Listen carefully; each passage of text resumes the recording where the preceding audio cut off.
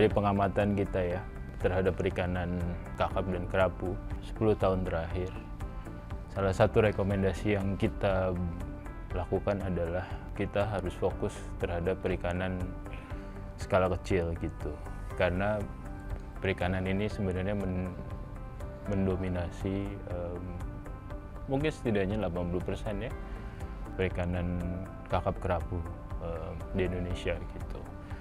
Dan salah satu pendekatan ataupun strategi pendekatan yang dilakukan adalah dengan mengadopsi territorial use right of fisheries, atau mungkin lebih populer dikenal sebagai TURF, atau mungkin dalam di Indonesia lebih dikenal dengan pengelolaan perikanan berbasis masyarakat.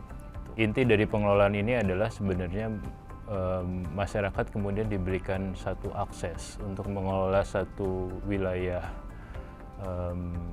perikanan dekat-dekat pantai ya.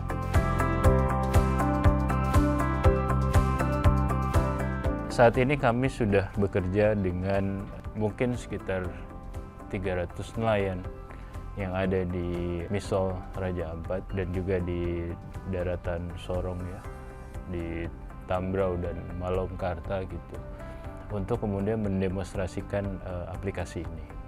Sebenarnya TURF ini bukan satu hal yang baru di Indonesia, karena masyarakat adat di timur Indonesia ini sudah erat sekali dan sudah turun-temurun kemudian melakukan apa yang mereka sebut sasi. Nah, hanya saja sasi ini lebih banyak pada yang bukan ikan, di teripang itu, kemudian abalon dan segala macamnya.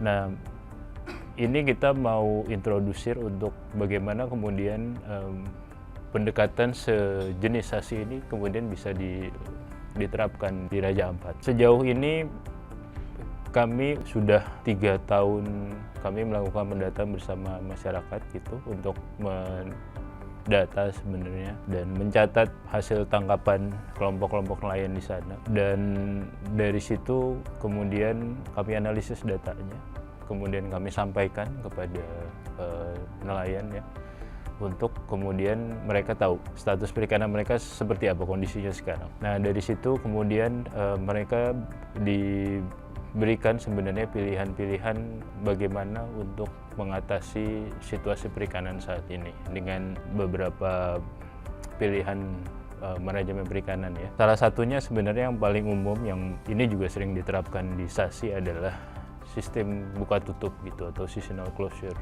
Jadi beberapa waktu tertentu dalam 1 tahun ini ditutup, kemudian dalam beberapa waktu ini dibuka untuk kemudian mereka bisa harvest gitu, atau bisa mengambil manfaatnya gitu. Dan beberapa keputusan-keputusan ini memang sudah dituangkan gitu dalam conservation agreement yang memang kita buat sama masyarakat gitu.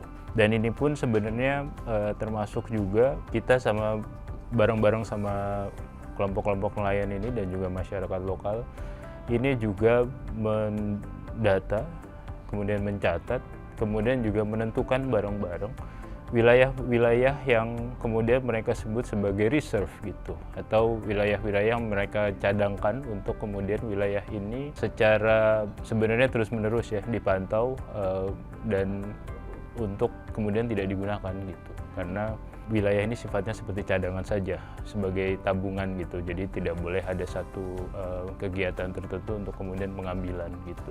Dan komunitas sendiri, masyarakat di sana juga mereka juga setuju untuk kemudian melakukan monitoring ya, ketika mereka melaut gitu, mereka kemudian melaporkan gimana status-status kawasan yang kemudian mereka cadangkan ini gitu, untuk kemudian cadangan-cadangan ini nantinya kemudian diharapkan juga bisa membantu untuk memperbaiki cadangan atau boleh dibilang stok perikanan yang ada di situ gitu.